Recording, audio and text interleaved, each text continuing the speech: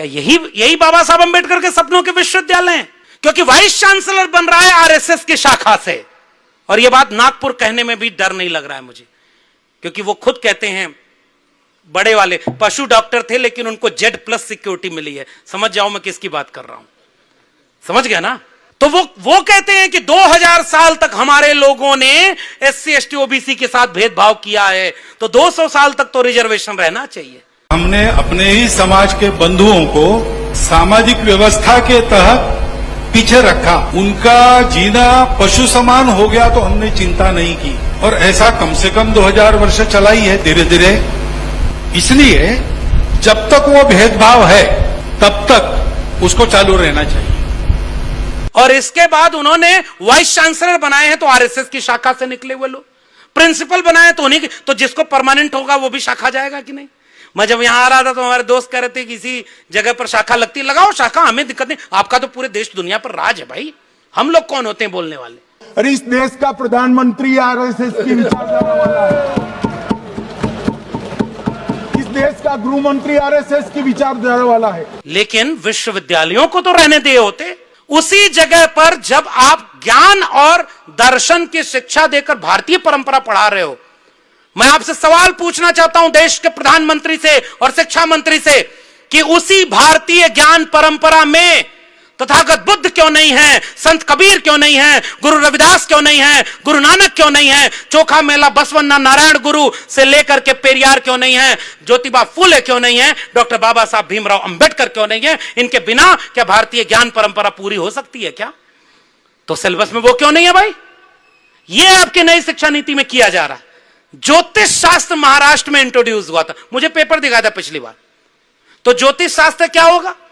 दुनिया में education pattern कहीं और जा रहा है, और हमारे यहां टेलीविजन पर बैठकर एक आदमी मंत्र फूंक करके नारियल को हवा में उड़ा रहा था, देखा आपने? हमारे यहां क्या हो रहा है? एक आदमी कहता है कथावाचक। देखिए धर्म के आड़ में क्या किया जा रहा है, और आस्थावान हिंदुओं को भी सोचना चाहिए।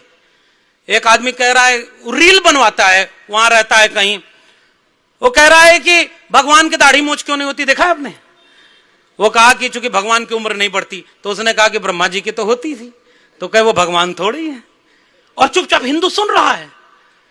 वही कथावाचक कह रहा है कि पता है हमारा देश 15 अगस्त को क्यों आजाद हुआ? क्योंकि जब एक चिड़िया का अंडा समुद्र में गिर गया, उसने जो है ब्रह्मा जी से या किसी से याचना की कि वो गिर गया है, किसी तरह समुद्र सुखा देते, तो अगस्त मुनि ने पूरे समुद्र को पी लिया और समुद्र सूख गया। और जब यह बात अंग्रेजों को पता चली कि एक ही अगस्त ने सारा समुद्र पी लिया, तो अब तो 15 अगस्त है, भागो यहां से, और देश आजाद हो गया।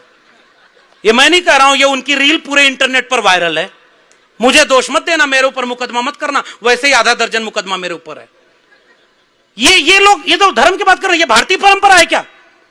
एक आदमी है, बच्चा था, और बच्चा होकर के कह रहा है कि मैं डायरेक्ट हनुमान जी से और रावण से फोन पर बात करता हूं। हेलो हनुमान जी, कैसे हैं आप?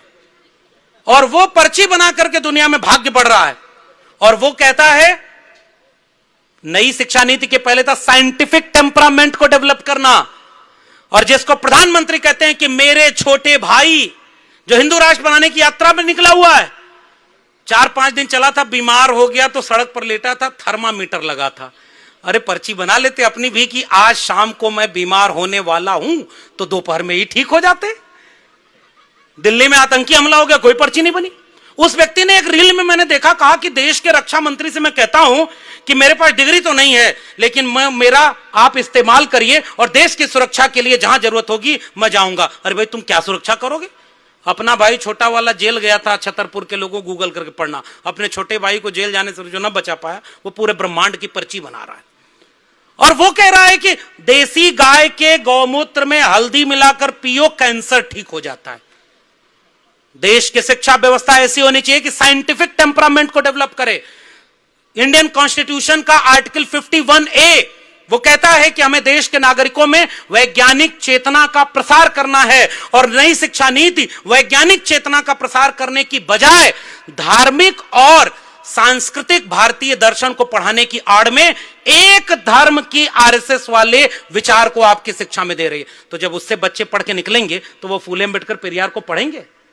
यानी उन्होंने पहले ही तैयारी कर ली कि अब अगली पीढ़ी भी आपकी धार्मिक निकलेगी। यह शिक्षा व्यवस्था है सबके लिए। अगला पॉइंट, भाषाओं के लिहाज से मैं अभी और कोई बात नहीं कहूं, संस्कृत को जोर दिया गया है और जितने इनके नेता हैं सारे उनके बच्चे विदेश में पढ़ाई करते हैं।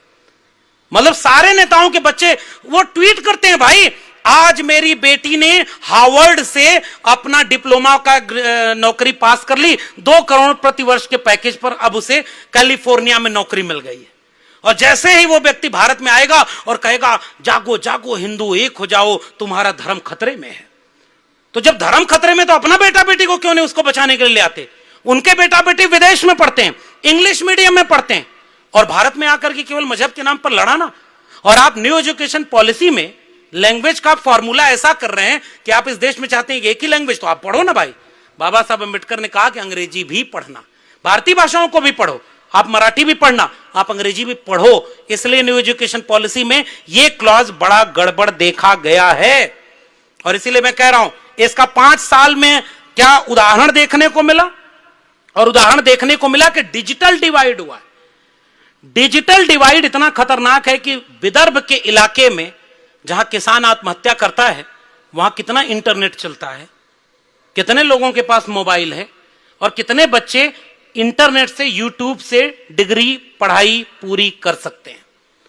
जब डिजिटल डिवाइड कह रहा है कि more than 50% SC ST OBC के बच्चों को आज तक मोबाइल इंटरनेट या अच्छा कनेक्शन नहीं मुहैया है, तो यह डिजिटल डिवाइड फिर से वापस वही भारत बना रही है कि नहीं कि कुछ लोगों को शिक्षा मिलेगी और बाकी अपने आप शिक्षा से बाहर हो जाएंगे।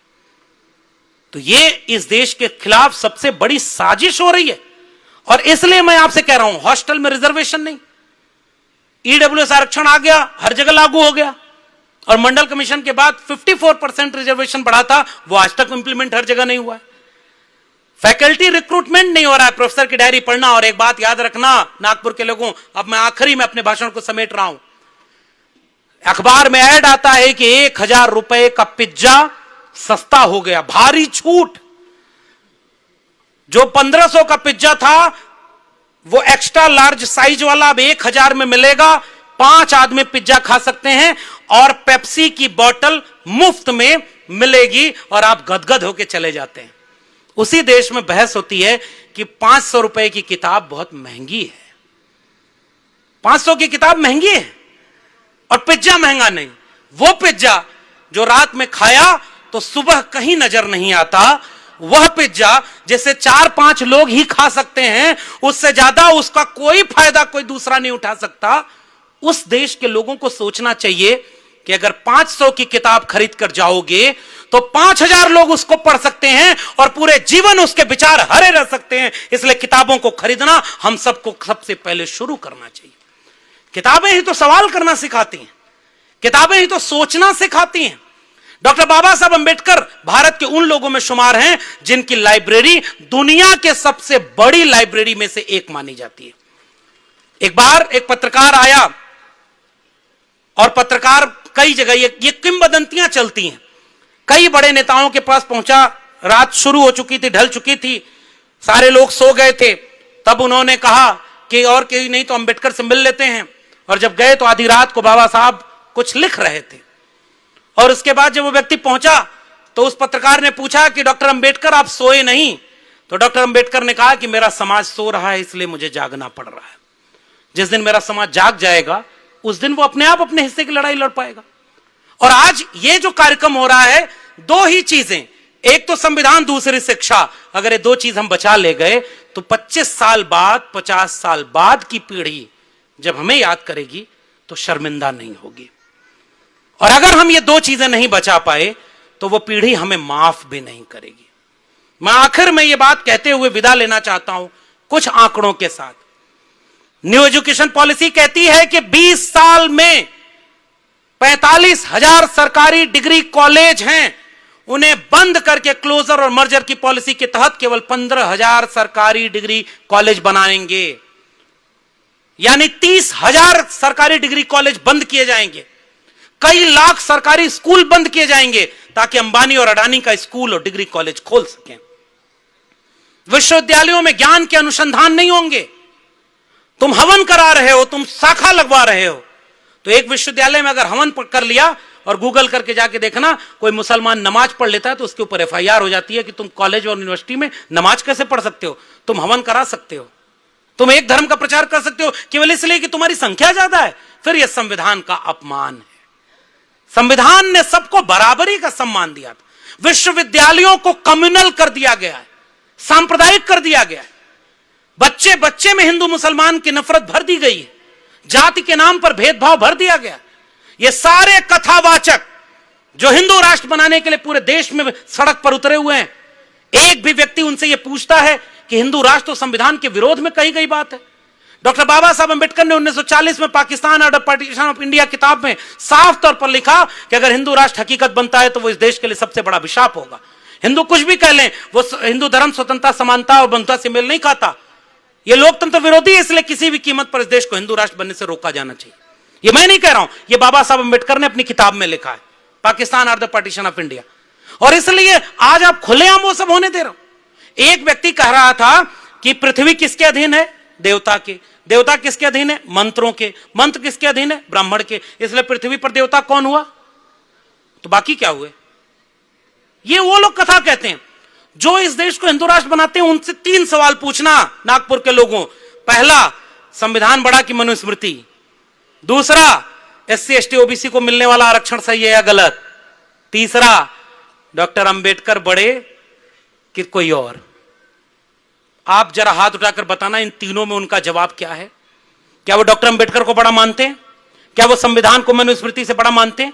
क्या वो आपके आरक्षण का समर्थन करते हैं? जब वो आपके सारे चीज के विरोध में है तो उनकी कथा सुनने कौन सबसे ज्यादा जाता है? भाई 90% आबादी जिसकी है वही भीड़ तो वहां भी है, क्योंकि हमारी शिक्षा वहां तक नहीं पहुंची। मैं बधाई देता हूं।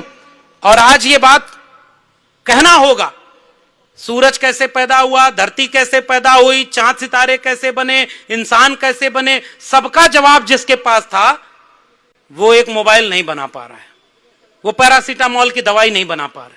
ये भारत सोने की चिड़िया था जब इसमें बुद्ध पैदा होते थे, कबीर पैदा होते थे, जब इसमें चारवाक लोकायत पैदा होते थे, आर्यभट्ट पैदा होते थे। लेकिन उसके बाद ज्योति बसु से आकर के कलाम पैदा हुए, लेकिन तुमने उन्हें महानायक बनाया क्या? क्यों इस भारत में कोई गैलीलियो, कोई आइंस्टीन और कोई न्यूटन फिर नहीं पैदा हो रहा है? क्योंकि फिर यहां पर्ची कौन बनाएगा? यहां आइंस्टीन, गैलीलियो पैदा होते अगर उनको नींबू, नारियल और हरी मिर्च से बचा लिया गया होता। आपने अंधश्रद्धा को पूरे देश में इंपोज कर दिया, तो वैज्ञानिक कहां से पैदा होंगे? फिर वही पैदा होंगे जो पैदा हो रहे हैं। बादल आता है तो रडार काम नहीं करता है, समझदार को इशारा काफी। और अब उन्हें नया भगवान बनाया जा रहा है। दुनिया भर में यही पढ़ाया जाता है ना कि H2O का मतलब पानी होता है, O2 को मतलब ऑक्सीजन होता है। लेकिन धरती कैसे पैदा हुई है ये हर जगह अलग अलग पढ़ाया जाता है। हमें वैज्ञानिक चेतना का भारत बनाना है, हमें किसी से विरोध नहीं है। आप कह रहे हो कि गोबर खाने से बीमारी ठीक होती है, हम कभी आपका विरोध नहीं कहेंगे। खूब गोबर खाइए, हम तो किसान परिवारों के लोग हैं, कम पड़े तो बताइएगा, सप्लाई किसान कर देंगे। गोबर खाने से आपको नहीं रोकेंगे, लेकिन पूरे भारत के नौजवानों की पीढ़ी को अगर आप गोबर खिलाना चाहते हैं तो हम उसका विरोध करेंगे। हम कहेंगे कि गोबर खेत में डालो, उससे अनाज पैदा होता है, और उसी अनाज में गोबर के अनाज से हलवा बनने के लिए फसल पैदा होती है। और अच्छा खाओ, अच्छा पियो, अच्छा पहनो और अच्छा सोचो, ताकि इंसान और इंसान के बीच की नफरत खत्म हो, मोहब्बत बढ़े। तुम नफरत बढ़ाना चाहते हो, हम मोहब्बत की बात करने आए। और मोहब्बत बढ़ेगी तो केवल शिक्षा से। नागपुर के लोगों, अभी यह कार्यक्रम खत्म होगा जब आपके सामने स्टॉल लगी है, मेरी किताब पढ़ना मत पढ़ना, अब अपना प्रचार खुद ही क्यों करूं मैं। लेकिन जो भी किताब वहां पर होगी, महापुरुषों की जीवनी होगी, डॉक्टर अंबेडकर की किताबें होंगी, महात्मा फूले की गुलामगिरी होगी। एक एक किताब खरीदिए, और अगर आपके घर में वो किताब है तब भी वो किताब खरीदिएगा। और जब भी किसी की शादी में जाएं, किसी के बर्थडे में जाएं, कहीं जाएं, तो उसको फूलों की माला या गुलदस्ता भेंट करने की बजाय कोई किताब भेंट करिए, और उसके बाद देखिए कि हमारी वैचारिक क्रांति आगे बढ़ती है या नहीं। इसलिए शिक्षा बचाना केवल भाषण से नहीं बचेगी। अपने यहां स्कूल अगर बंद हो रहे हैं तो एक पैरेलल पाठशाला, कोई फूले फिर पैदा होंगे क्या? कोई सावित्रीबाई फूले वापस अवतार लेंगी? हमारे यहां तो अवतार को लोग मानते नहीं।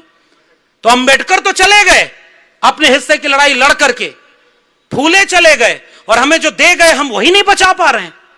हमारे आंखों के सामने संविधान तार तार हो गया। वोट चोरी करके आपके लोकतंत्र को लूट लिया गया, क्योंकि उनके पास हुकूमत है, उनके पास मीडिया है, उनके पास पैसा है, उनके पास बाहर खड़े लोग हैं जो हिंसा पर आमादा हैं। किसी के ऊपर भी हमला कर सकते हैं, किसी को वो नरेंद्र दाभोलकर, किसी को पंसारे, किसी को कलबुर्गी बना सकते हैं। तो क्या डर जाओगे क्या आप? डॉक्टर अंबेडकर डर गए होते तो देश को हमें एक नायक मिल पाया होता क्या?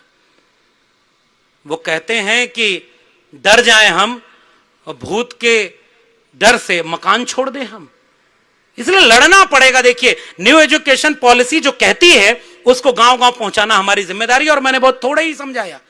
और आखिर में जाके कह रहा हूं कि जिस देश में शिक्षा खत्म हो जाएगी उस देश से समझदारी खत्म हो जाएगी, और समझदारी खत्म हो जाएगी तो सवाल करने की ताकत खत्म हो जाएगी। आने वाली पीढ़ियां गुलाम पैदा होंगी, और अगर आप अपनी आने वाली पीढ़ियों को गुलाम पैदा करना चाहते हैं तो फिर इस शिक्षा नीति के जो दुरुपयोग हो रहे हैं उसको गांव गांव पहुंचाइए और समझाइए कि कैसे है। आपके विदर्भ के कितने स्कूल बंद हो रहे हैं, उन स्कूलों पर पैरेलल पाठशाला शुरू कर दीजिए कि हम संविधान पाठशाला वहां चलाएंगे और SC ST OBC बच्चों को मुफ्त में पढ़ाएंगे, और हम सारे लोग अगला कार्यक्रम उस पाठशाला में करें जो गांव में स्कूल बंद हो गया था वहां खुला है, तब जाकर के क्रांति आएगी। केवल राजनीतिक दलों का इंतजार मत करिए, अपनी जिम्मेदारी निभाइए कि स्कूल बंद कैसे होंगे, और उन लोगों से सजग रहिए जो यहां जय भीम बोलते हैं और वहां जाकर के उनकी सत्ता में नतमस्तक हुए हैं। दलित पैंथर से निकले हुए कुछ नेता वहां आज भी मिनिस्टर बने हुए हैं। समझदार को इशारा काफी है। और आज हमारे लोग उस तरह की चीजों को नहीं देख पा रहे हैं कि कैसे हम इस तरह के सवाल करने से अपनी नस्लों को बचा पाएंगे। असद अकबराबादी का एक शेर है, ये दोहरे चरित्र वालों से पूछना जो इधर भी अच्छा उधर भी अच्छा करते हैं। दो नावों पर पांव पसारे ऐसे कैसे, दो नावों पर पांव पसारे, मतलब अंबेडकर भी सही है और सावरकर भी सही है, दोनों तो नहीं चल सकता, दोनों विरोधी विचार है। दो नावों पर पांव पसारे ऐसे कैसे, वो भी प्यारा हम भी प्यारे ऐसे कैसे। भाई विचार तो स्पष्ट होना चाहिए।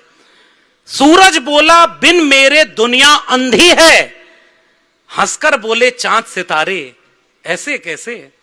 और आखिर में अपने लिए भी आप भी ये बात कहिएगा कि मुझ जैसों को यहां पर देख के कहते हैं वो इतना आगे बिना सहारे ऐसे कैसे।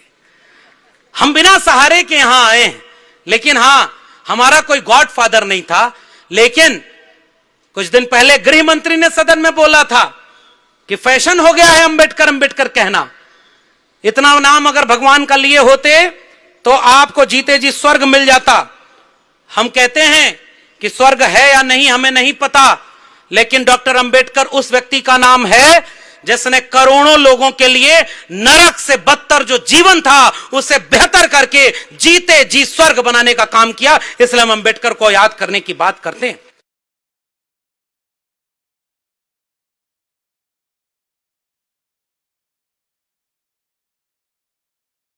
ಈ ವಿಡಿಯೋ ಶೇರ್ ಮಾಡಿ, ಲೈಕ್ ಮಾಡಿ, ಸಬ್ಸ್ಕ್ರೈಬ್ ಮಾಡಿ.